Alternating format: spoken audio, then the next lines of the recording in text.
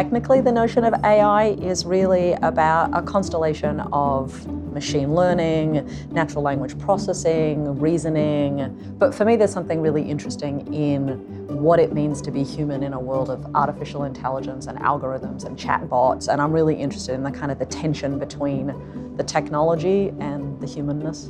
We hear AI and I think we imagine it's somewhere down the road, but the reality is it's already all around us. To paraphrase William Gibson, as always, the future is already here, it's just unevenly distributed. Same with AI and all the manifestations it will take. Artificial intelligence is going to be woven into the fabric of our daily existence. It will be inside things that we never touch or see or interact with, but it will still impact our lives, whether it's about knowing about the weather, stock market, your skin cancer screening. There'll be all these places where you are touched by AI, but you don't necessarily think of it as being that. My favorite example about this at the moment around big data and analytics is actually about bees. Intel and the CSIRO, the Commonwealth Scientific Industrial Research Organization, have partnered to put RFID tags on bees. And there are 50,000 bees who have little tiny RFID tags glued on their backs, buzzing around hives in 9 different countries. And part of what they started to be able to track was, why did hive collapse happen? How do you think about environmental predation? How do we think about the constellation of activity inside hives? Similarly, when you think about how cancer is diagnosed and thought about, for instance, multiple clusters of breast cancer, inside each cluster there are different responses to diagnosis, to medication and to treatment.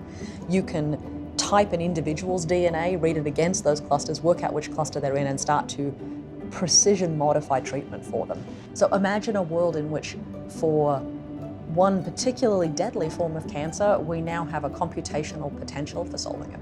If you can start to use technology and data analytics to start mapping the world differently, you start to be able to imagine different solutions, you start to see problems differently.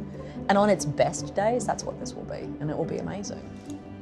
And it doesn't surprise me that Intel's in the middle of that conversation, right? I mean, when Gordon Moore wrote his paper about Moore's Law, before the company was even started, he was imagining a world of constant innovation.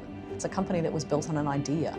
That idea is that computation and compute will be better generation on generation, that every iteration will be better than the one before. The company that Gordon Moore and Andy Grove and Bob Noyce built, it invented compute version number 1. I cannot imagine it doesn't want to be in the middle of building it out the second time around, because everything we learnt from that first nearly 50 years is what's going to be instrumental in the next 50, right?